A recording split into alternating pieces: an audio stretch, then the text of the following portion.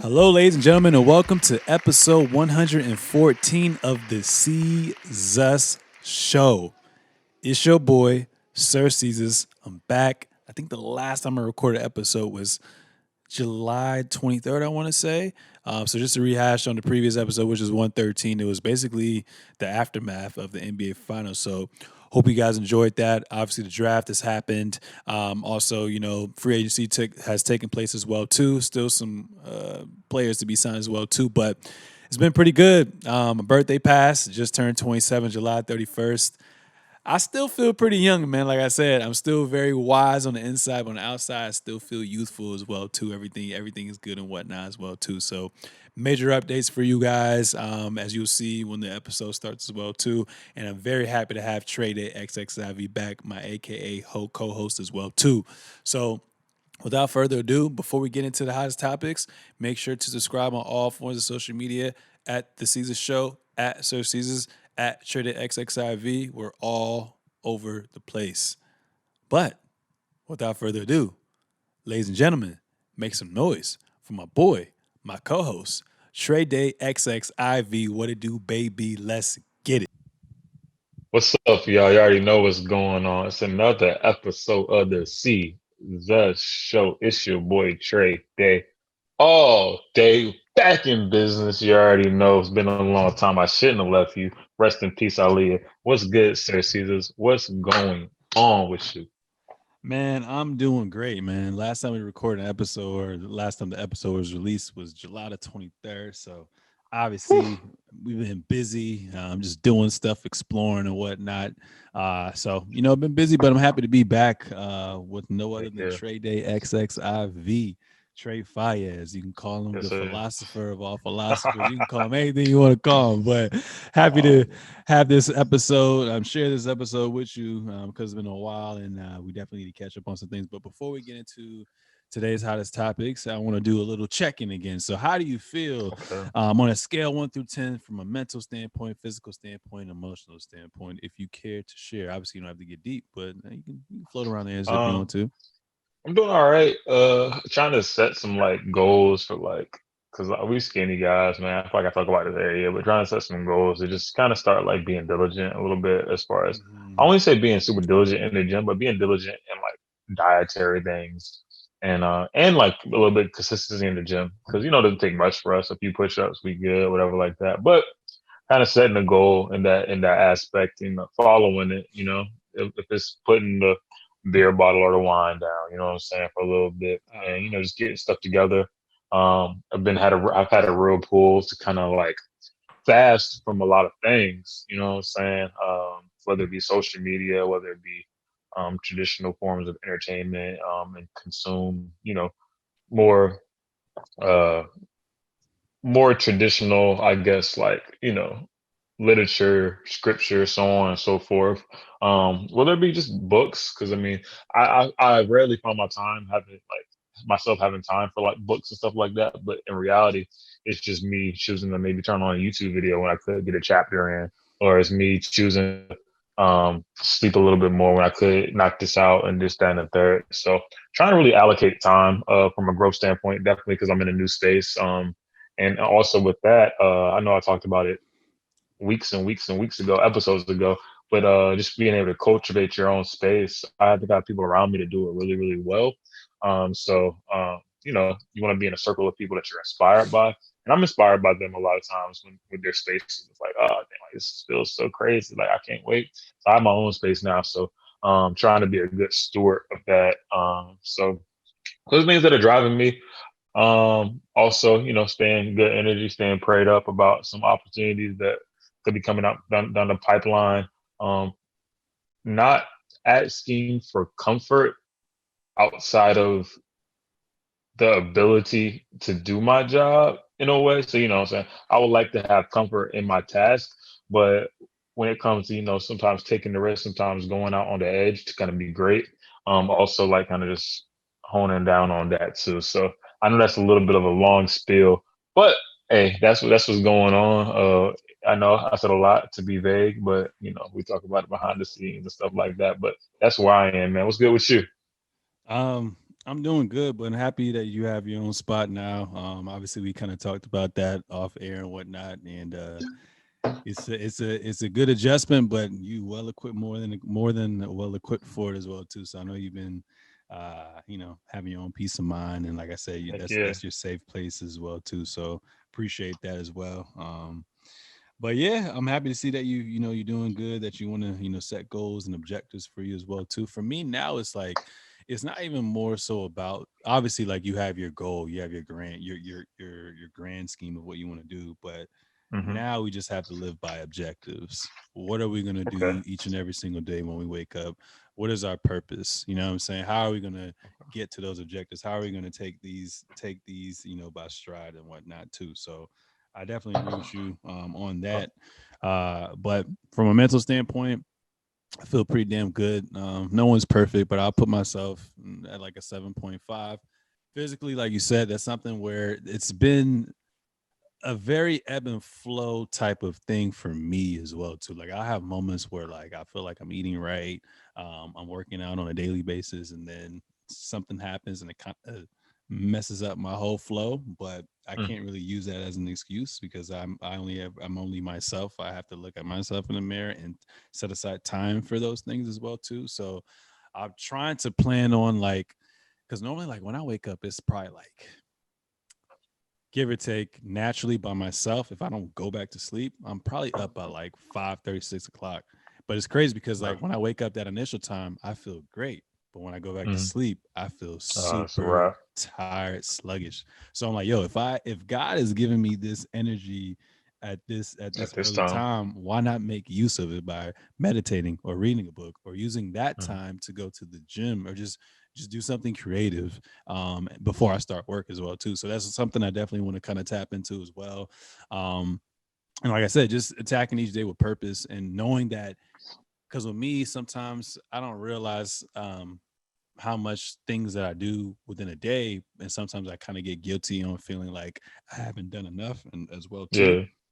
But it's okay to actually set aside some time to rest and just regenerate and get back to the trenches and whatnot as well too. So I want to just attack each day with purpose, that I've been doing, but just take it to another level. And then also, in a sense, also allow myself to rest, because if you're not rested, then you're not going to give your all in It's whatever you're nothing. trying to do as well too. So that's that. Heck yeah. And then, honestly, like, I just watched The Shop. I think it was episode 3. I don't know when that came. I seen for episode 3, but it was with Maverick Carter, DJ Khaled. I think like Chase Young, Jamel Hill, Okay. Paul Rivera, just hella, successful people as well too.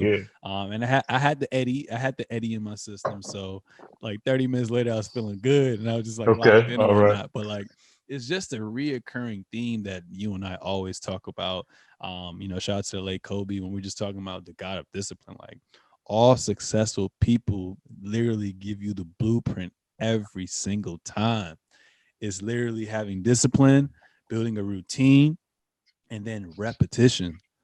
Heck yeah. Repetition. If you can just instill those three traits within you each and every single day, doing what you want to do, then you already are miles ahead. And it may not happen overnight. It may not happen in a couple weeks, couple months, but it's going to happen.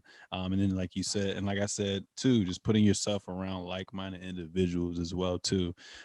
So those are some things that I want to talk about. Obviously, you see the little Dame frame, the jersey Mhm. that may be Mhm. his last Mhm. ever signed Portland jersey. But it was nice to Oh, work with him. word. It Facts. might be. Who knows? He may Facts. go somewhere Facts. else. Who knows? That value might go That's up. a But fact. I'm not the type to sell it. But dope to work with him with his project. His album's about to come out as well too. Very, very, very humble guy. Wasn't able to chat too much because we were kind of in different scenes. So I played as a survivor, and then also I played as his like double as well too while he was in Tokyo. So they had to call me back to do some extra stuff. That's So what's it's up. funny to see like the scenes that I was in that people will never know. But that was a good experience as well too. And then I got to audition for a pilot this past Sunday as well too, for this one show that a producer actually on set kind of tapped me about as well too. So that was dope, because for the past, I guess, since the pandemic hit, most auditions have been in like via Zoom, Yeah. just self tapes that you turn in. So the beauty behind that is you get to fuck up as many times as you want and just give them the final result that you think is Yeah. perfect, that's polished for you. But the con of that is just that in-person interaction, feeding off of someone's energy, having those jitters and just trying to get it out and navigate through that. So it was pretty dope to be in person again as well too. So one thing I learned, even with Michael B, he said like once he has an audition, he has a size. When he's done with that in-person audition, he just throws his shit away because after Yeah. that, it's like obviously No, like there's politics that kind of go to as well, but I left feeling like I did the best I could. Obviously, there's always that mindset you have of what could I have done to be better at it. But I feel satisfied with what I got, and if they want to choose me, then they choose me. If not, we move on to the next project and the next project and the next project. So facts. I'm feeling good in a physical, mental, standpoint as well. So an emotional standpoint as well too. Birthday just passed, turned 27. I Yes, still sir. feel Yes, like I'm sir. 21, honestly. I mean, like obviously I'm mature and everything like that, but Of like I course. still feel very youthful.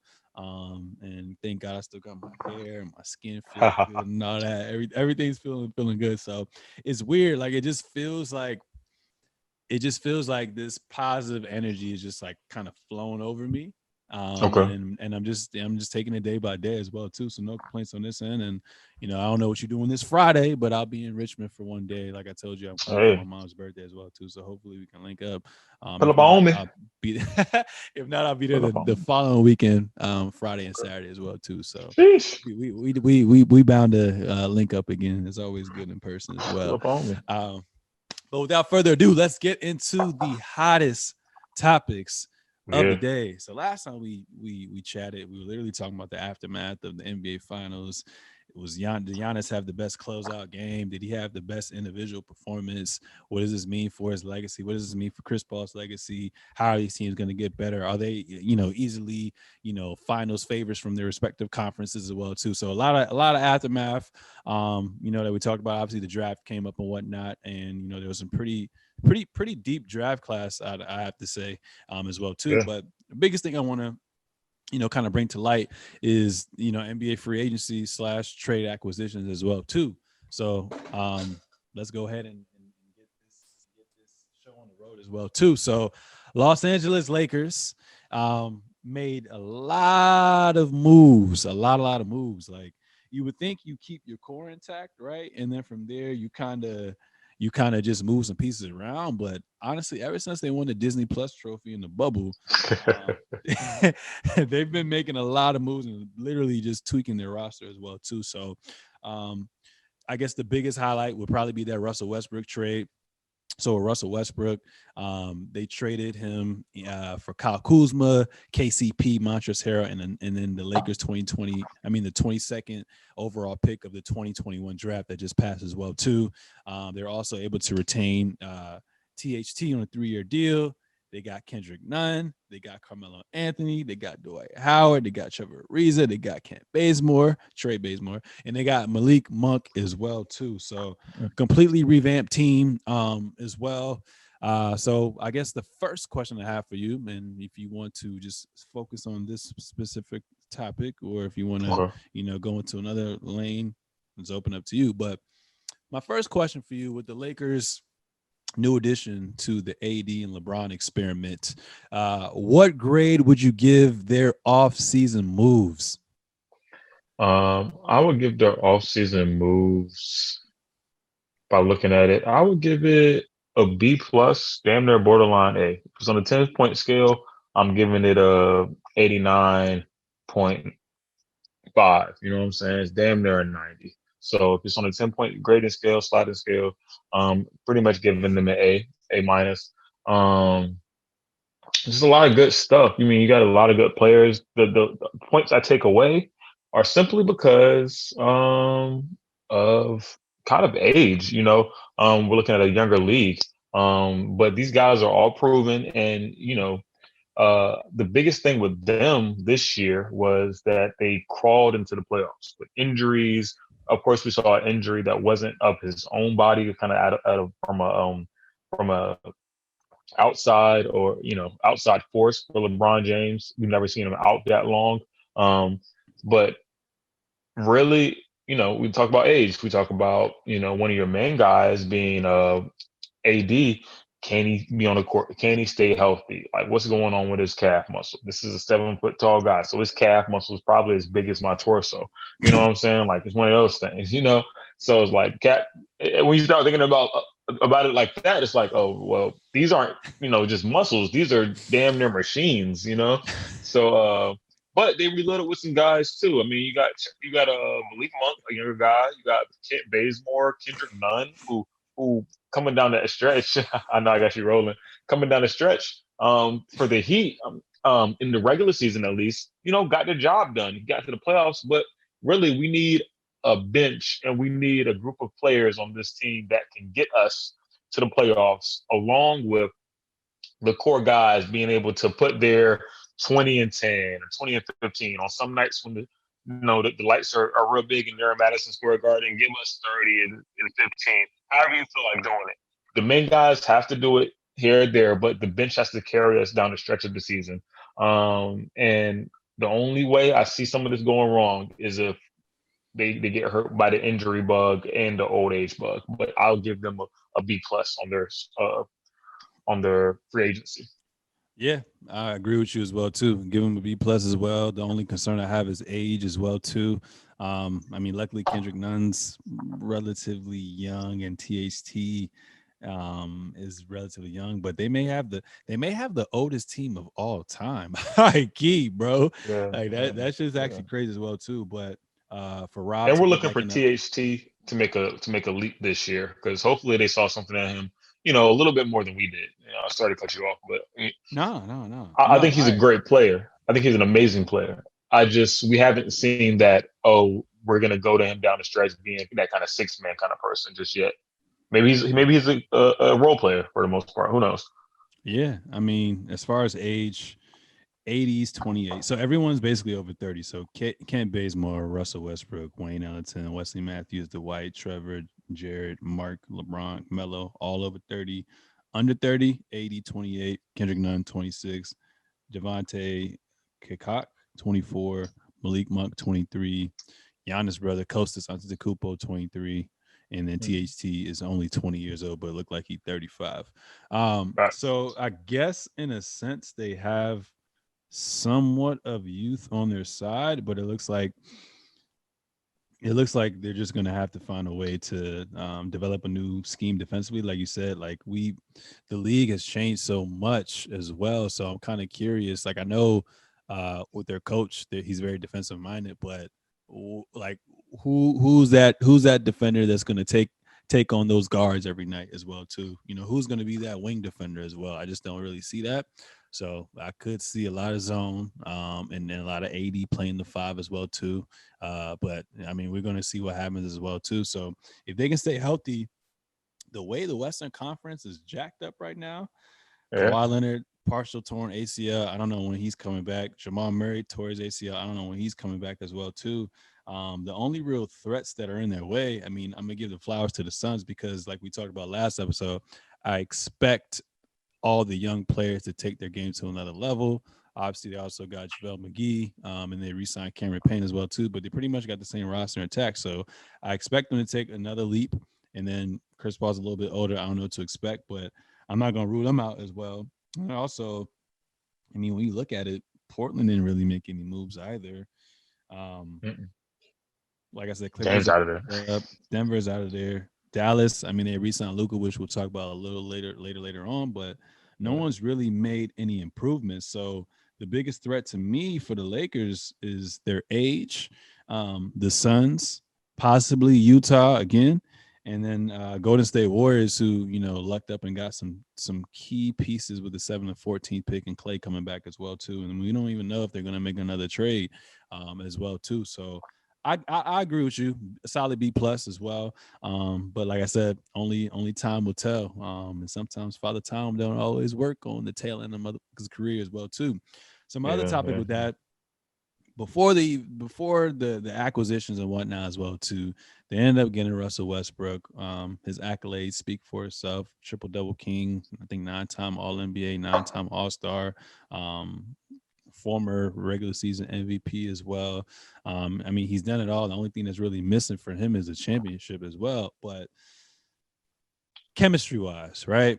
You have LeBron, you have AD, now you add Russell Westbrook onto the mix. So I guess now you can say by their accolades and what they and we're in a what have you done for me lately? You can argue that aside from the Brooklyn Nets, this Lakers team is a super team. By So, definition, they're a super team having three superstars on their team as well too. But talk about what Russ is going to add to that equation, and then also as well, do you think it's a great fit with LeBron James and AD? I think if I started with your last question, I think yeah, because I think at times last year with LeBron and AD, we're just missing somebody to take that pressure off of him. We know LeBron has his tendencies as he's gotten older, whereas he does certain things at different points of the game. He's not going, balls to the wall. There's things he's saving himself for. There's moments he's saving himself more for. AD, for the most part, when they're on the floor together, it's a damn good team. Um, Unless you have guys like maybe we'll talk about him, I guess, here or later. Um, like a Dennis Schroeder might be fumbling the bag or not making shots, has what 1 or 2 points going into a half. You talk about the rest of the role players that have made their way in LA and have done what they needed to do to stay on that team, but might not be the strongest role players. And now they kind of revamped with this roles. And then you add a Russell Westbrook, who, regardless of age, has proven time in and time out that he's capable of affecting the basketball game. And that's the biggest thing. We're talking about basketball here. We're talking about um, even if it's wins and losses, and he hasn't been in the most favorable of situations to get wins and losses all the time in his career. There's been years here and there, but when we talk about wins and losses, I mean, I think maybe some of his most complete teams was maybe that Young Thunder team and then that Houston situation. You know what I'm saying? So it's one of those things. And yeah, I would say the Young Thunder team and then the Houston situation. They were pretty capable. But you put a guy like LeBron James, and they're gonna learn to play together. You're gonna put a guy like AD, who in a pick and roll scenario is gonna light you up. So you got two forwards already, and a point forward in LeBron James who can play any position. You got AD that's going to be able to stretch you and wants to he's not a point forward, but he's a scoring forward on the inside. Questionable sometimes on the outside. I mean, a questionable point forward on the outside, questionable sometimes on the inside, but he's super athletic. And we've never seen Russ's skill set or just the way he affects the game, back to my earlier point, along with people of this caliber at this point in their basketball IQ and understanding. I think they figure that out pretty easily. And I think that addition of him, if I'm answering your first question right, because it might have lost me. But if I'm answering your first question right, that addition of him is I feel like it's everything. I feel it was the right move of a lot of the guards they had. He can still defend to his size. Is this team gonna have their off nights? Yes, they're gonna have nights where like, oh, they're gonna be Lakers, but the goal for them should be to get so far out in front, give a good month or month and a half of basketball, relax for a little bit, let the young guys come in, whatever, and then turn it up again right before All Star break, a little bit after All Star break, going into the playoffs, or maybe not going to the playoffs so they can chill, but they don't want to be in that playoff scenario again, and they would like to get the best seed possible. You know what I'm saying? How do you see LeBron and Russ working out as far as on ball duties? Do you see LeBron kind of taking a step back as well too, and is like, all right, I'm going to play more of the power forward position, or do you see something where it's like, all right, kind of like James Harden and Kyrie Irving. Kyrie, you're going to be the shooting guard. Harden's going to be the point guard, but we're going to stagger your minutes. So when Kyrie comes out, Harden, you run the offense. When Harden comes out, it's vice versa. Do you see that as well? Yeah, I think there will be a style in which they run it. I think Russ is gonna be amazing off the ball because a lot of guys, they have their rhythm when they're boom boom going.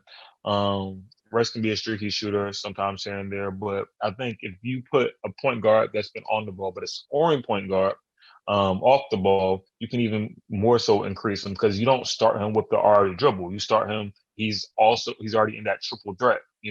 So it gives him one more option to use his basketball IQ and use those passing lanes too. So you start LeBron at the point guard, you get Russ off the ball, you get AD also off the ball, along with whatever lineup you decide to put in there. That's going to be tough because now I'm guarding LeBron James, who at any point in the game can decide to turn it up, take me if I'm the smaller person. Russ can, spread him a little bit, but with some kind of action, which will probably be some sort of ISO action or some sort of top screen for AD or whoever is going to be the center. Say it's Dwight Howard at the time. He comes up, boom, spreads it.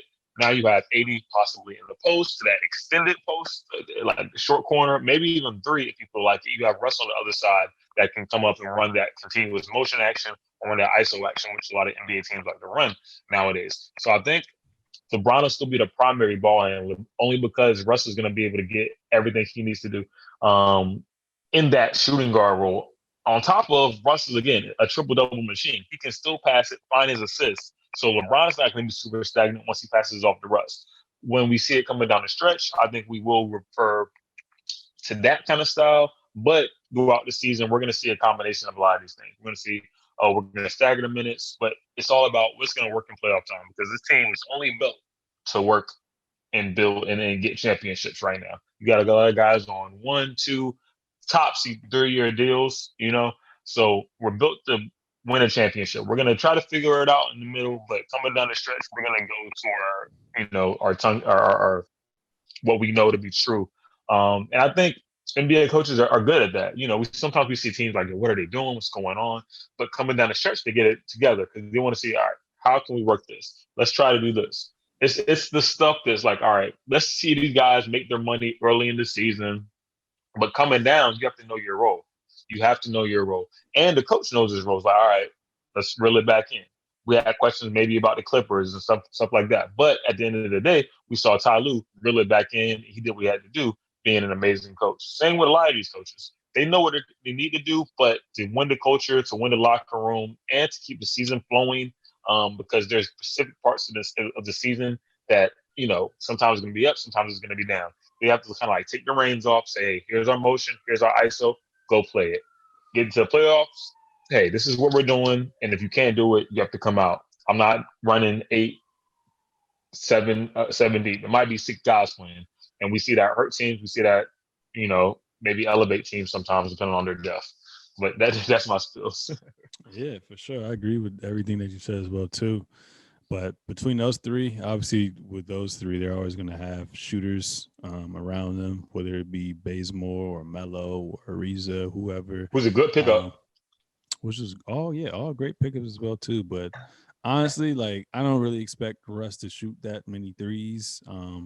I at least develop that corner three, and then also, honestly, he used to be one of the best mid range pull up shooters as well too. So if he can work on his corner three, his mid range, and his free throws, I think I think he'll be good as well too. But I agree with everything that you said as well. I think they can definitely coexist, and they're definitely going to work out as well too. And LeBron's getting older, so he needs someone to, help carry the team offensively as well too. And who other than to hit up than Mr. Triple Double King as well too. We've seen what Westbrook can do, with what Westbrook can do when he works with less. So, like you said, having high caliber, high level IQ players like this from roster spot number 1 to 15, we're gonna see a motivated Russ, motivated Bron, motivated Melo, motivated AD, whole roster. So, I expect them when it's all said and done to be in the finals.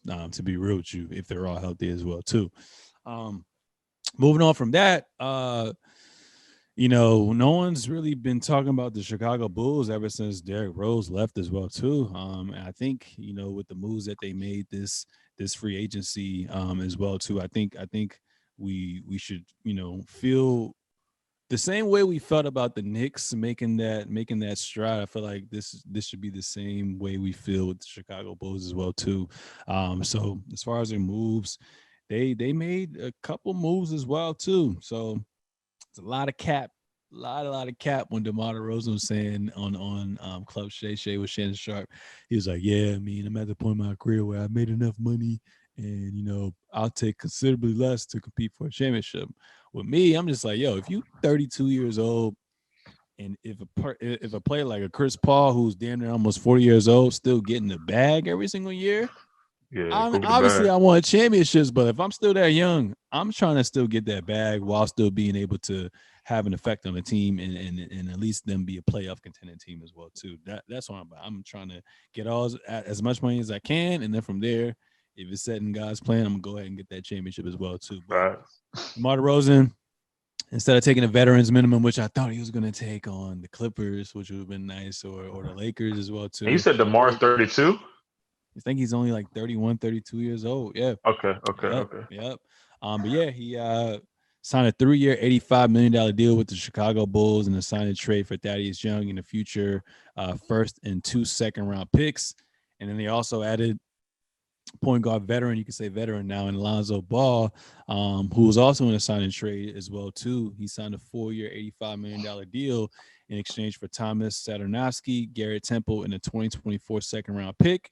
They also picked up Tony Bradley. They also picked up Alex Caruso as well too. So looking at their roster, man, DeMar, Levine, Vucevic, um, Kobe White, Troy Brown Jr. They got a lot of pieces right now as well too. So, first question for you: what grade would you give the Chicago Bulls? And are they going to be a team that are going to be solidified? With roster spot, not roster spot, seed spot 1 through 8. Should we be taking them serious? I'm looking at Chicago. Um, and honestly, bro, I'd have to give them an A plus. Honestly, Mm, if I and we'll break it down. But to answer your question, I'll give them an A plus. mm. You want me to keep elaborating? Yeah, go ahead. All right. So I give them an A plus. One, because let's look at that landscape of the East. You're gonna have to guard multiple positions. It's a guard heavy East. Other than the big two, um, in that being, you could say three. You could say three. You have Philadelphia starting off with a prolific big man that he's hard to guard, but maybe you say, hey, we make him hurt us and only him hurt us, or you say, hey, we make everybody else hurt us and not him hurt us. Then you have the best player in the world, who is Kevin Durant. On the other side, he's going to be our hard guard any night. So maybe you say Kevin can have freaking 60 points. Everybody else has to stop in their tracks. That's a tough thing to do with Brooklyn, though. With Brooklyn, um, I'll get this point back around. But then you have the defending champs now, in Giannis Antetokounmpo, in company, who again, as a big guard, it's not going to be somebody you really can switch off of too often. Um, it, or I think it's going to really matter if you switch no matter what. But that comes down to strategy coming down the stretch. Um, Barring that these teams are healthy, because we haven't seen a team that is aging like a Brooklyn Nets team is, and then be healthy the whole stretch. We looked at James Harden hobble around post 60 player. I mean, not post 30 years old player. We have Kevin Durant, who can come out with the injury bug too. And we, for all intents and purposes, Kyrie, who come down with an injury bug, or he has different factors about himself, him being as great as he is. He has different factors that might not see him touching the court sometimes too. The most consistent of these juggernauts is the Bucks, who just won the championship. Uh, but coming back to the Bulls case, you add DeMar DeRozan, somebody with championship experience. You can call him a leader of a championship team. You check a box right Oh, you there. said championship experience, DeMar DeRozan? I don't remember that. Oh, OMG. Wow. OMG, I had a you wild. lapse. I had a lapse. So it dives back into my further point, because actually, before I spit this out being in podcast mode, it goes back to my further point that I would give them an A. I'll give them an A. And I was going to say borderline B, but for whatever reason, I'll just put DeMar DeRozan as an honorary champion. But he's not. He's not. Okay, so you can make this a borderline me too. You can be that one, you know, real teacher that says, "Oh, you got that 89? You like, can you please bounce it up? I need it for my grade point average. I need it for, you know what I'm saying?" And they're like, nah, I can't do that. You know what I'm saying? You should have worked harder. You know what I'm saying? Meanwhile, you right there at that grade, but now you got to go to summer school because you skipped Spanish all year. But DeMar DeRozan has not won a championship yet. He's been on championship caliber teams, possibly. Um, and you add these players. I think DeMar, decent defender, can score you points coming down the stretch, and is somebody that can take the pressure off of Zach LaVine. You have another scoring guard in Kobe White, who's doing okay. You have Lonzo Ball that can effectively run the offense and let other people get their points, but also be that kick out, run through it, and then be another threat on the weak side of the plate as well, like that. You have Alex Caruso, who's an amazing defender, signed a 4-year deal, and Tony Bradley, who is I'm not as much up on, so you'll have to give me a little bit more on Tony Bradley. But these players take the pressure off of one person on offense. You can move the And ball around, Vucevic and All-Star and and Vucevic.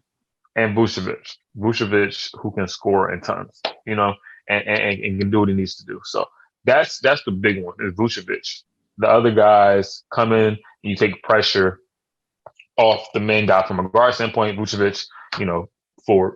Um, but I think they did pretty good in free agency. The only thing about it is I think they're still considered a quote unquote young team because you don't have that many champions. You don't have anybody, you know. This team could do really well in the regular season, but then get to the playoffs and it would hurt them. You know, because we've seen that before. We've seen the team that, all right, but now it's the playoffs and they get bounced the first round. We could see them kind of have a quote unquote Knicks effect, you know. They could get to that first round, everybody's hyped up, but they're probably a year off. They're probably a few pieces off, or you know, a scoring opportunity or a defensive opportunity off. This team looks a lot more complete than the Knicks than they did last year. I'm comparing the Knicks last year to them what they could do this year. They look a little bit more complete, definitely from a scoring standpoint, but it's a different game in the playoffs. So, shout out to the Chicago Bulls. I'll give them a high B, almost an A. What you got? What you think? Nah, I agree with you.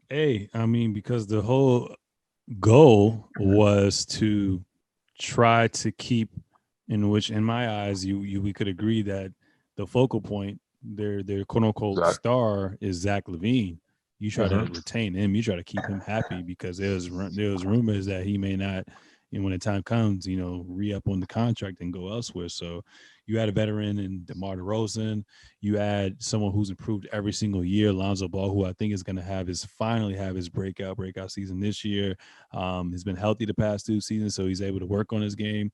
Former All-Star. And Vucevic takes a lot of pressure off of him, and then he also has players he can trust as well too, and also players that can hold him accountable as well too. So I think the Bulls had solid off season as well. I think they still have Lauri Markkanen as well too, Denzel Valentine. They got a couple other pieces as well, Kobe White, like we said before, but they may have one of the best starting fives moving forward, and it's the East, right? So it's pretty much wide open. I mean, we have the top tier teams, like you said, the Bucks, like we said, the Nets. We don't really know what's going to happen with the Sixers, in which we're going to talk about a little bit later. You know, there's just a lot of uncertainty when you go past like those power teams. So it's up for grabs. I don't know if they're going to get a 1 through 6 seed, but I definitely see them since the NBA Players Association, I think they agreed for another year to play in. I definitely see them being a 7th or 8th seed as well too. But who knows? I mean, sometimes teams gel fast, like you said before. If we're looking at the Knicks from last year, or even the Hawks from last year, we expect them to be in 4 or 5 seeds. So anything's possible outside of those dominant top 4 teams in the Eastern Conference as well too. So I have to agree with you, giving them an A. Moving Right on now from on that. spot. Right now on spot. Give me the top teams that will make the playoffs. Give me 8 in the East. Go. 8 in the East right now. Oh my God. Yeah. I was gonna say that for later on. So you want to do it for later Okay. on, or you want to do it for Sorry. now? Sorry. All right, Uh, bet. We're gonna come back. We're gonna come back to. We're gonna come back to uh, that. But that's a great question. The Heat, obviously, they were able to re-sign Duncan Robinson, Dwayne Dedman.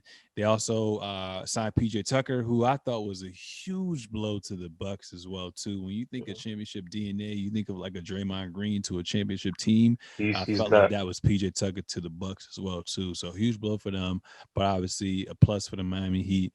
They also acquired Kyle Lowry, who's great friends with Jimmy Butler as well too.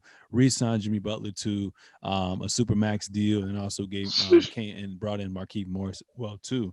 And a lot of people forget they got Victor Oladipo. I mean, before injury, Victor Oladipo was emerging and kind of like that light where people started to take notice of Paul George before he left Indiana as well too. So Yeah, if they can stay healthy, man, that's a damn good team with yeah. Jimmy, Duncan, Laurie, Bam, and Victor as well too. So will they? Do you think they? What grade would you give them? And obviously, they were able to, I think, get the sixth seed this year and avoid the play-in, but got swept, which was so shocking to me. Probably the most shocking in the NBA playoffs. But what grade would you give them? And what do you think?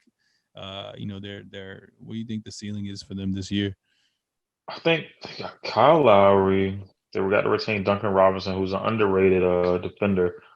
You got PJ Markieff Morris. So he got some people on the teams that are gonna. A lot of those guys are grinded out guys, man. Did they get rid of what's my guy Tyler Hero yet?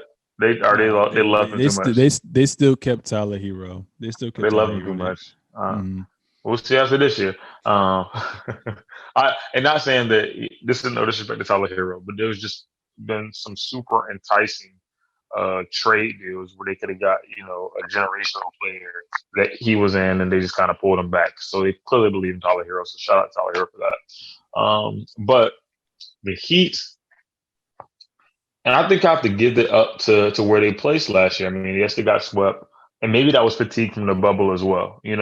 A lot of injuries. They never actually put it together because the COVID quote unquote protocols, which we could see make a large comeback this year. That's a whole nother topic, a whole nother thing. Um, I'll give the Heat. Mm, I'll give them, and they got Kyle Lowry. Whew. I'll have to say a B plus, a solid B plus, and I'll say like an 88, 87. You know what I'm saying? yeah, On a 10-point yeah. scale.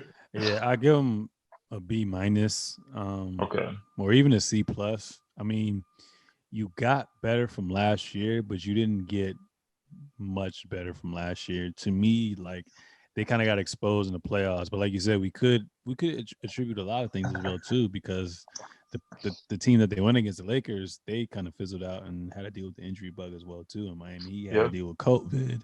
Like we said, that very short layover from the bubble going into the regular season as well too. But um, I'm looking at Bam. I mean, I saw him in Team USA Limits, which we'll talk about a little bit later as well too. How much is he going to improve? Are we going to lean on him to be the number one option? Who is the number one option? Is that Jimmy or is that Bam? And looking at those two potential number one options, I looked at every single team in the playoffs who have advanced. You got a certified bucket getter. Jimmy can get you buckets. We call him Jimmy Buckets, but and he had a damn good performance in the finals, which was kind of crazy how that didn't translate in the first round as well too. But I feel like they still don't have a number one option for a championship caliber team, and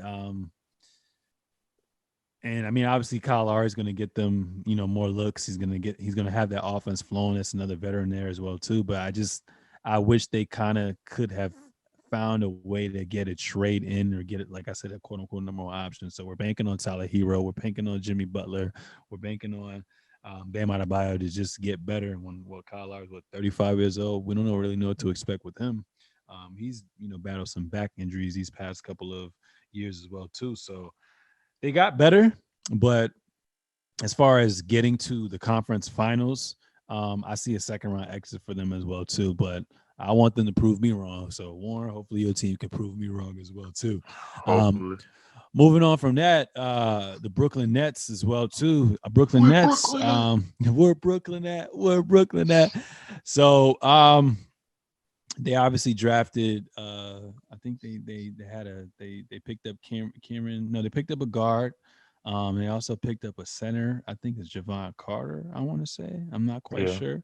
They shipped 26 off pick. Landry Shamet, the 26th pick.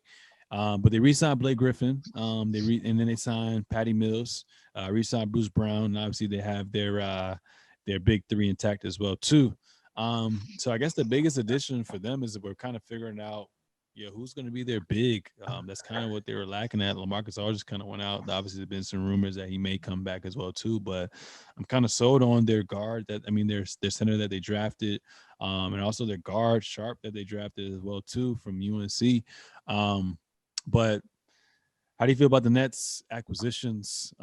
Because for me, I guess I'll give it a solid B. Because honestly, last year or this past postseason, if they don't get hurt, then I truly believe they win the championship. Or if Kevin Durant's foot is a size smaller, or if he wears his actual shoe size, they probably win the game as well too. But any thoughts on the Brooklyn Nets moves? Right now, I say B minus because they should have just came up and tried to go for. I know they play a hybrid style of basketball, Mhm. and maybe if they have a rim runner, this doesn't matter. But I would like to see a traditional big in their lineup somehow, some way. They got the 6'11" cat from North Carolina, but I say traditional big, but I also say traditional experienced big. You know what I'm saying? So they had LaMarcus Aldridge. Unfortunately, that situation happened. He's looking to come back.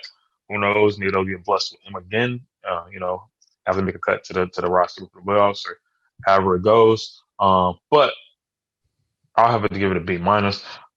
The thing is, though, they have some sneaky picks. So I'm not sure if you're aware or privy to Cam Thomas from LSU, also from the 757, who attended Oak Hill. He is a Oscar Smith kid. With that, he went there for a second, or was zoned for there. Ended up at Oak Hill, and then LSU with Will Wade. Um, Cam Thomas, you need to go look up his highlights, bro. Is a bona fide scorer of the basketball. And I wouldn't even put him in Lou Will category because he can fill up the net. The only thing he gets excited for, um, I wouldn't say he even gets excited. He doesn't get excited to hit shots, to hit crazy shots, to hit boom boom is a scorer. It's just his second nature. He wakes up, he gets buckets, he goes back to sleep, and probably gets buckets in his sleep too. So that was a very interesting pick at 6'4". Just drafted, so we might not even see him. But if it translate, sometimes we see these guys. It takes maybe a year or two, but if it translate super quickly, we could even maybe expect 10 or more points out of him because that's how good of a scorer Cam Thomas is. So we'll have to see what happens. But that's just, my kind of under the radar guy or on the radar once you look at some of his highlights. This kid fills the basketball up. Maybe I think all SEC team kind of performer. Really, really good. But at the end of the day, wish they would have had an experienced big somewhere on their roster. It's not the end of the day because we'll see some of those moves happen probably before playoff times, free agency, All Star break, all that good stuff. We might see them with a pretty good big on their roster. But Brooklyn Nets definitely sitting pretty in that two right now. I'd probably give them three spot in the East. Okay. Moving on from there, another Eastern team as well too. Seems like just a huge shakeup in the Yeah. East. The Washington Wizards. Obviously, they got rid of Russell Westbrook. They brought in Montrezl Harrell via trade, KCP, Kuzma. Also, they brought in Drew Holiday's younger brother, Aaron Holiday. And then their biggest signing was Spencer Dinwiddie, who inked in a 3-year, $54 million deal. Obviously, he just came off of a ACL injury, but they still got some solid pieces with Denny, who they drafted last year, who looks like he can be a damn good point forward. Bertans, Sniper, Thomas Bryant, Gafford, who showcased that they can be pretty damn good centers, splitting minutes with each other. And then Rui Hachimura, who to Rui. me it can be like a LaMarcus Aldridge when it's all said and done, depending on his commitment. But what would you give the grade for the Wizards? Obviously last year they had to do the whole plan with the 8 seed. had a pretty damn good second half of the season as well too. No Russell Westbrook. What would you give their grade, and is this enough to keep Bradley Beal staying locked in with the Wizards too? I'll give them a C. Um, and this fluctuates with Brad and without Brad. But I think when they decided to end their commitment to Russell Westbrook, of course the John Wall thing had kind of run its course. You're constantly telling him that it's gonna probably be a year off before I probably will get a shot at a ring or so on and so forth. So I think Bradley Beal is gonna try to take his talents elsewhere. Um, I'm looking over at the Golden State Warriors as like just kind of a sleeping giant in a way, the dynasty that once was. And I think they'll probably get aggressive, not this year when it comes to free agency, trade deadlines, and so on and so forth. They're going to be an aggressive team in next year's free agency because they signed their guy, Steph Curry, to a 4-year deal, I believe, which kind of pretty much guarantees him for the rest of his quote unquote prime. We kind of see some of these guys go longer, and he could be a guy that goes longer because he's the guard, doesn't do too much. They don't put him on the hardest assignment on defense. He shoots, and runs the offense here and there. But his shooting ability, which we've never seen before, could allow him to play for a little bit longer than we've seen before as well. But looking at the Wizards and what they did, and kind of hearing the sentiments before, Brad Bill wanted a guy to will and deal with.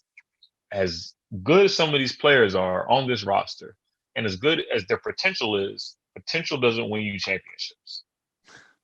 Doing it, and these guys being it, not being potential, these guys being it, makes you a championship contender. And when you see the first 4 or 5 teams have maybe 2 or 3 guys that can get it done, I don't think this team right now is better than the Bulls, even with Brad. Unfortunately, maybe Kuzma has a breakout year. They have defenders and stuff like that, but right here, right now, I don't think this team's better than the Bulls. You could put them right beside the Bulls, or you could see them in the playing situation possibly, depending on what the teams, a team like the Hawks that surprised us, a team like the Bobcats that had to deal with a play-in, and so on and so forth. But you would put those teams possibly right beside each other with the addition of Brad Beal, which I do not think is going to be there the whole season, unfortunately. So I'll give them a C minus because it seems like once you get down, you cut the head off at the top. It just starts to get worse in the East. It has traditionally been because sometimes these are smaller market teams, so they do what they can, keep their fan base, keep their marketing dollars coming in for maybe their one guy here and there. But sometimes for some of these teams, they can't get it done in free agency because they're not attractive enough. So they have to say, hey, we'll have to wait for the draft and hopefully get somebody that's going to be groundbreaking. And the Washington Wizards never kind of seem to do enough for me to, catapult them. Or you could say enough for them to catapult them to where they might want to be, or maybe they're happy and comfortable being where they are. Who knows? How do you feel the tandem of Spencer Dinwiddie, who just came off an ACL injury? Obviously, we know what he was before that, and Bradley Beal mentioned. Do you see Spencer Dinwiddie as, I guess, because the point guard positions changed so much, right? So the Steph Currys of the world, the Kyries of the world, the Dames of the world, like they're point guards, but they're more so of scoring guards. Can you see? Because obviously with Russ, like he's a scoring guard, but he's actually a fucking point guard too, as well. You know what I'm saying? Yeah. Like he actually gets his team and teammates involved and everything as well too. Do you see Spencer Dinwiddie taking on that role of actually being that point guard, and helping generate offense for others as well too? I could see it. The biggest thing about that question, that scenario is, again, Spencer Dinwiddie is an amazing player. I think he'll work well with Brad Bill. I think he'll find some way to get people involved and the way to find his own offense too. Being at his length, and I think pause. He's a longer guard. Pause. But he's not Russell Westbrook, bro. Like he's not a triple double every other night. He's not, somebody that being on the floor would take a team full of pickup basketball players and make them, you know, a little bit competitive, in the NBA. And I'm not calling those guys that. Forgive me, but we've seen the achievement of some of his other teammates sometime, and what Russell Westbrook has done, and what they were looking to do on that Wizards team. He was still getting his pick. Is that the best way and most effective winning method for basketball? You could argue no. If you come from a Kobe philosophy, you could argue no sometimes. But that was more from a James Harden standpoint and scoring on the points. Russ affects the game in so many different ways. And to answer your question, Russell Westbrook, Spencer Dinwiddie is not Russell Westbrook. So it could work in a lot of ways, but it still probably wouldn't put you right over the edge. Again, but we have some dark horses in here. We have Kuzma in a place where it's not as crazy. It's not both. You have Aaron Holiday, you have Montrezl Harrell, who maybe can get loose again. You got Rui, like you said, that is hopefully going to be a prolific player one day. Can put the numbers up, has flashes of greatness, but is still a young player and still figuring the league out, still slowing down for him. Only time will tell. If Kuzma's 20 points a night, who knows? Who knows? But if Kuzma is 10, 12, Montrez is, 10 and possibly 10 rebounds. Spencer Dinwiddie, you could say 8 assists, maybe 10 points or maybe more. I would take away a few assists if he's 15 points plus, and then Brad Bill, who's going to do it for a few 30. months, and then he's going to do it for a few months and take his talents elsewhere. I promise you that. But yeah, Interesting. who knows? All right, we're gonna continue to monitor that. Where you see them, landing in the East? Do you see them in a secured 1 through 6 seed or playing? Playing. Yeah, okay, interesting. Another team I want to talk about is the New York Knicks as well too. Obviously, it was so fun to see them actually play meaningful basketball. Seeing D Rose take his, get his name, not get his name back, but be relevant again, and Julius Randle actually take his game to another level. Obviously, Coach Tibbs, changed the whole culture around as well too. So, I'm happy with what they did last year. Obviously, you win and die by your best player. Obviously, that was Julius Randle's first year ever in the playoffs, so he has a lot to work on as well. But they were able to add Evan Fournier, who's a certified bucket, as like a 6-man as well too. And then also they got Kemba Walker via buyout from OKC as well too. So that takes a lot of pressure off of Derrick Rose. But with adding Kemba Walker, with adding Evan Fournier, with the progression of which I think will be for Julius Randle, Knox, and what's his name, RJ Barrett as well too. Obviously the team got better, but what would you give their grade and what's their ceiling?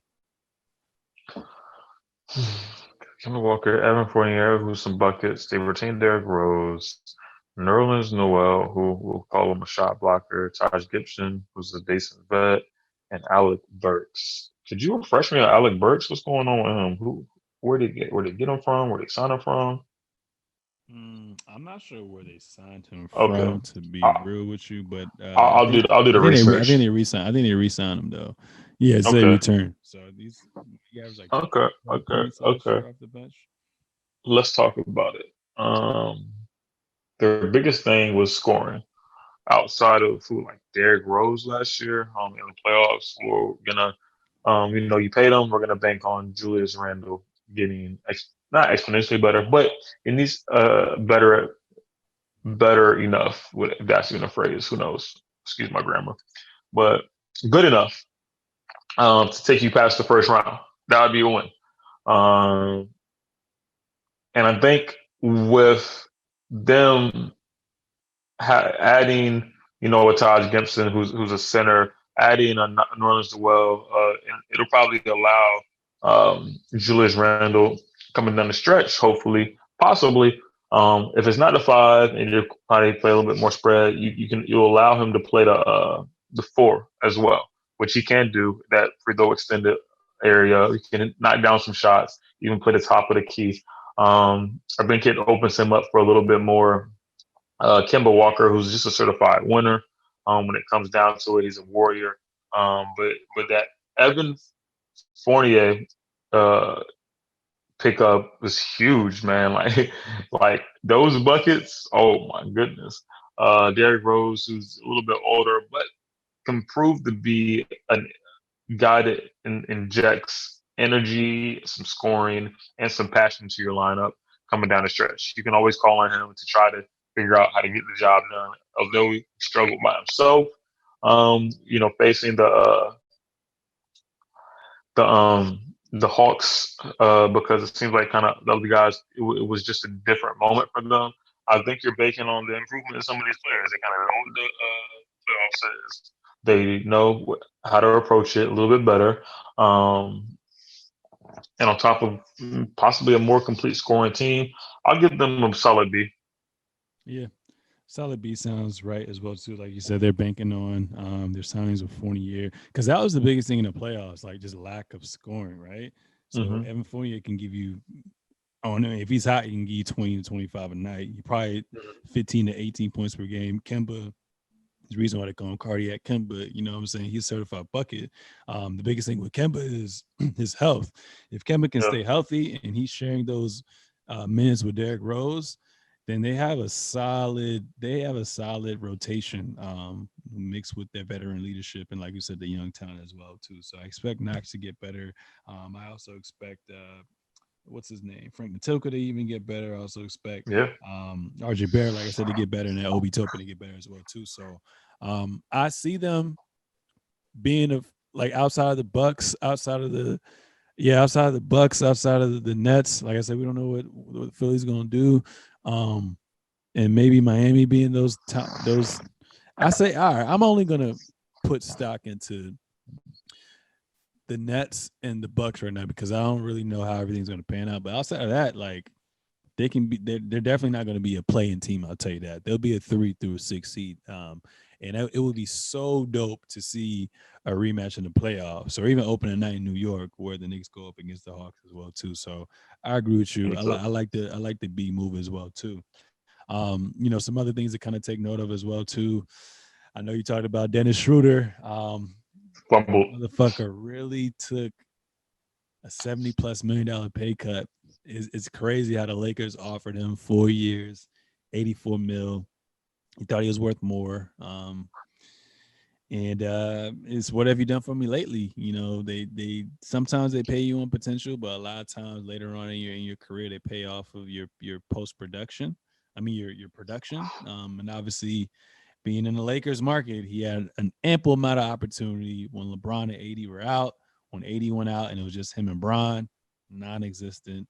Stock dropped as well too. So it sucks, but he's on the Celtics. You know, he can be the starting point guard, or I don't know if they want to go with Chris Dunn. If they want to go with Marcus Smart as a point guard, I don't really know what's going on with that situation, but maybe it's a blessing in disguise because obviously they already had the guaranteed money in their Westbrook and in Chris Paul as well too. But you can use them as an example where they kind of got left for dead and then revitalized, or had to remind people who they were, or even like a Derrick Rose situation. Couldn't be healthy past couple years, and went from team to team, from the Cavs to the Timberwolves to the Detroit Pistons, now to the Knicks, and he just got a 3-year deal. You know what I'm saying? So maybe it's a blessing in disguise for him, but damn, homie, you missed out on that. Fumbled. You fumbled that bag as well too. Another person, Andre Drummond, he ended up going to the Philadelphia 76ers. Obviously, Joel Embiid is their star as well too, but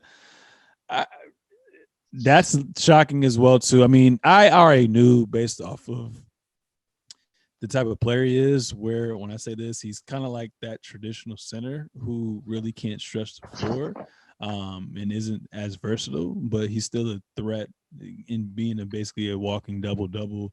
I just knew the market really wasn't for him, and I knew the Lakers are going to go on a different route and give their money elsewhere as well too. Yeah, so So Maybe with him, you know what I'm saying? That's a luxury slash security blanket because with Embiid, obviously he played on a messed up meniscus.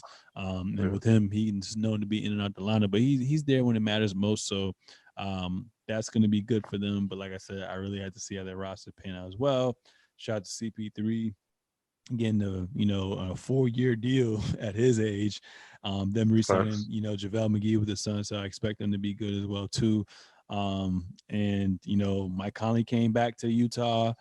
Rudy Gay signed a 2-year deal. They traded for Donovan Mitchell's boy Eric Pascal. Shout out to the Liberian community as well too. And I think they got Hassan Whiteside. So they made some moves as well. Overall, pretty good moves made. And shout out to Mr. June as well too, coming back to the Clippers. Batum coming back on a 2-year deal. So I'm excited for a lot of moves that are being made.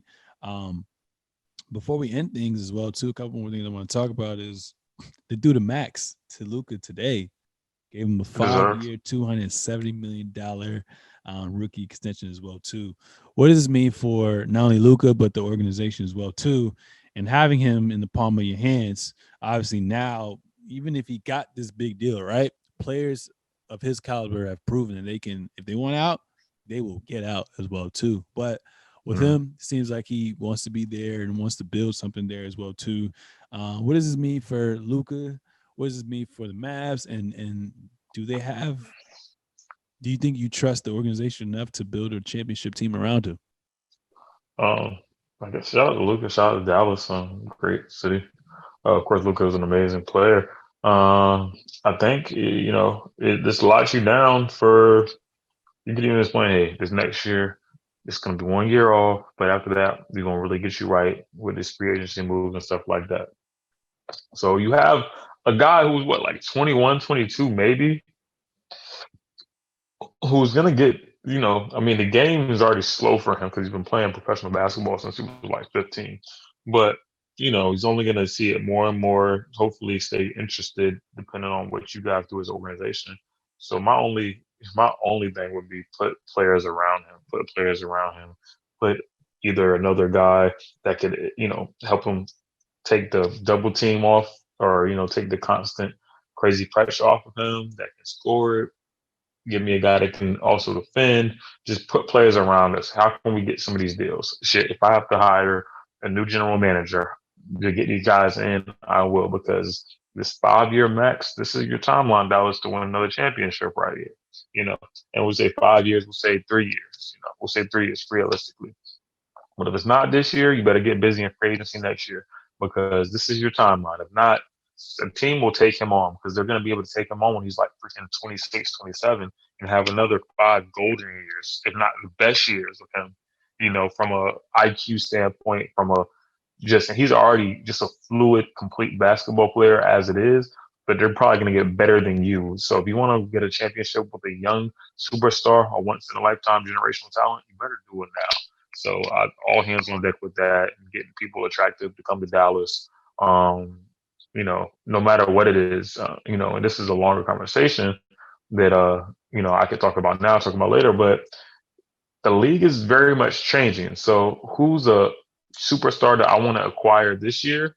You know, superstars are far in between. We say there might be 10 to 15 guys that are superstars. But if I'm talking about getting another star, that star could be aged in the next 1 or 2 years because the league is getting so young. You just got Jalen, what's his name? You got the Jalen kid. You got Josh Christopher, that just went to Houston, who looked like some beast. It's going to take them some time to get acclimated, of course, but who looked like some beast. So there's the Donovan Mitchells, there's the Lonzo Balls, there's the guys that have been playing, there's the Jason Tatum's, the Jalen Browns that have been playing and they're in their mid 20s. You got these early 20-year-olds that is going to be, oh, snap, like, watch out for them. But then you have our elder statesmen that were saying, oh, Chris Paul has 1 year more to win this thing. You have LeBron has 1 or 2 more years to win this thing. Because the older names are going to start slowly, slowly, slowly fading, getting said less, other than us to been here to witness it probably for a good part of the end of our childhood into our adulthood. But there's other guys coming up. There's people that got next, and the thing is changing. So you better. know who you got. You better have a GM that's competent and knows how to assess good young talent when it comes to the superstar. Yeah, that, and I'm also curious to see how Kristaps Porzingis is going to get utilized, or is he going to get traded as well too? He's out of there. Because in the bubble, him and you could argue him and Luka were the best duos as far as numbers go as well too. And obviously, he was giving the Clippers some problems in the bubble as well too before he messed up his knee. But for him, the biggest thing is questioning his health. If he's healthy and he doesn't have to worry about rehabbing, as opposed to actually sitting down and saying, "Hey, what weaknesses can I make into my strengths now?" For him to actually have an off season, I think that's going to work numbers for him. Jason Kidd's coming back into the mix as well too. I think that's going to be great for Luca and him as well too. And then Rick Carlisle kind of basically used him like a Ryan Anderson, you know what I'm saying, where he's just literally spacing the floor. So I think we're going to have a lot more.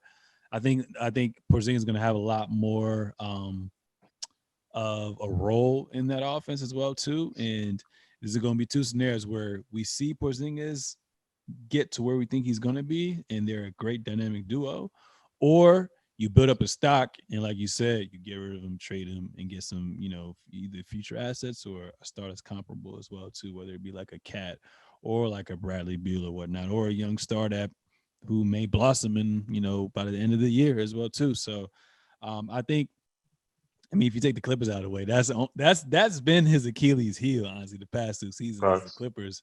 So knowing that Kawhi's out, I don't see them playing the Clippers this year as well too. But Luka's the type of player, the way the West is looking wide open, he can get you to the conference finals off of the strength of what he has.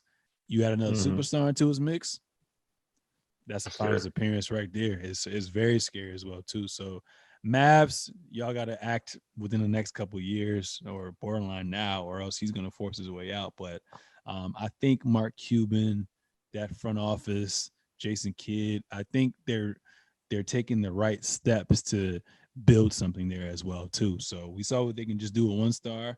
Now bring in another star and more veteran pieces mixed with young talent. I think they can definitely compete for a championship in the next coming years as well too. Rome won't built in one day as well. Um, Ben Simmons hasn't been talking to the 76ers as well. Obviously, we saw him fizzle out in the playoffs as well too. Um, do you see him leaving? And if he leaves, I mean, I feel like there's really two options, right? In my mind, it's Golden State. But if you put him on Golden State, are you getting rid of Draymond, or are you going to get rid of your 7-14 pick with the Wiseman and the Wiggins or whatnot to match salary? Or is Dame going to be bold enough to say, hey, I don't really care about the backlash I'm going to receive. I see the loyalty, that I have with them. But at the end of the day, like, I know everyone says championships don't really matter, but at the end of the day, obviously, ego gets in the way and you want to win championships. So I just feel like those would probably be the two destinations for Ben, either Golden State or either Portland if Dame tries to demand a trade, or like you said, if a Bill even wanted out as well too. They have some assets that they can move around as well. But man, what are your thoughts on Ben Simmons? Is he going to stay in Philly this year and then you're just going to have to deal with it, or you think he's going to be, traded before training camp? I think Ben's somehow, some way out of there. If you want to make a situation super awkward, of course they'll have him there. But just with all the like leaked trade information and boom, boom, boom, I think he's done. I think he could have, if he didn't have confidence before, there's no confidence to be had in Philadelphia for Ben Simmons. I think he's out of there at some point. Um, I would hope before training camp. Yeah, I would hope to. So we'll continue to monitor that and see what happens. And the last thing I want to talk about is the doubt that we all had with Team USA. They lost a couple of the exhibition games. They lost their first game in group stages as well too, but they managed to turn things around. People were questioning Coach Pop, saying he won't know what he's doing. It's just because of the big three he had with Tim Duncan, Manu, and Tony. That's the reason why he's been winning. But Team USA managed to, go through Australia, go through France to win the championship game 87-82. And they did their thing as well too. So, you had players like KD, you had players like Draymond calling out the critics as well too, rightfully so, because I thought they were going to have troubles. Katie kind of said the league, I mean, the world hasn't really caught up to us, but more so there's more NBA players that are actually committing to playing for these different countries as well too. But he never had doubt with the level of talent that they had as well too. I mean, when you have Kevin Durant as well too, you have a good shot. I feel like if Kevin Durant wasn't on this team, Team USA wouldn't have won the championship as well too. So, one, what are your thoughts on Team USA winning as well? Was it wise of us to have a level of concern, knowing that we have the top tier talent? And then two, everyone used to talk about Olympic Melo. Is it safe to say now with KD, I think he won in 8, 12, 16. Obviously, COVID, year removed 21. I think that's 4 gold medals for KD. Is it safe to say that he's the best men's basketball Olympic player ever?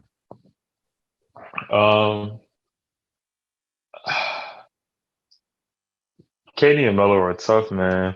They're tough. I love Melo for nostalgia. I think Katie's doing a crazy job, but again, being the best player in the world, he got him in ways that were criticized, but also the championships too, and so on.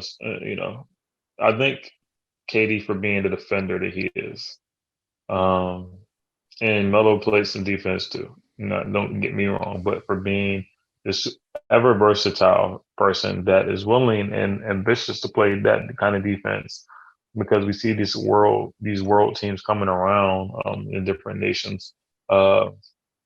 I'll give it to Katie. I think Katie is more than proving himself in that. Melo is, a 1B for second place, but the things that Katie does is kind of can't make that stuff up. And you can't make what Melo does up, But Katie does is like, oof, oh snap, he saw the palette for Melo, that was a floor. Now he's making the next ceiling.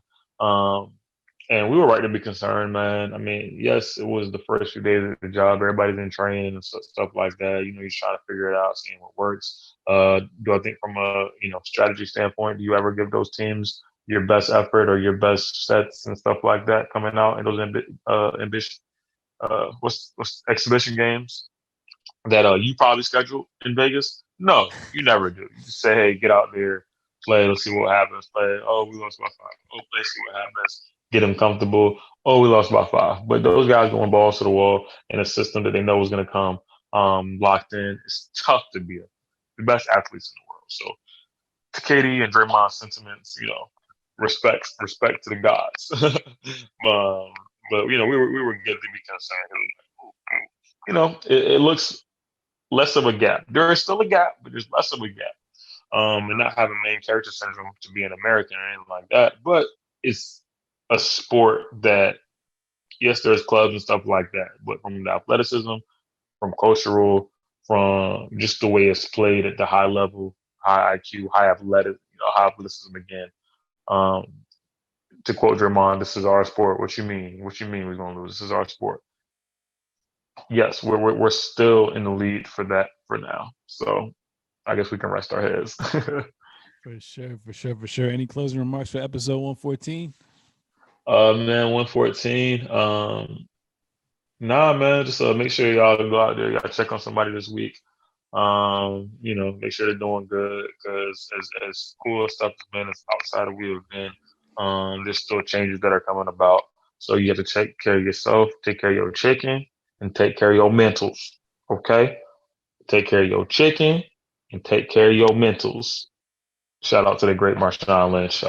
That's all. Episode 114 of the Seezus Show. You already know. Shout out to Bones Holland for getting drafted to the Nuggets out of ECU as well too. Got to show love to my fellow Richmonder as well. But other than that, I mean, honestly, like I said, find what you're passionate about, have discipline, have a consistent routine, and repetition. You do whatever you want to do in this world in your lifetime, in your lifespan. Other than that, appreciate you being on the show. Hopefully we see each other in a couple of days. If not, definitely next week as well too. Ladies and gentlemen, that was episode 114 of the Seezus Show. Make sure you subscribe on all forms of social media at the Seezus Show, at TradeXXIV, at Sir Seezus. We out. Peace.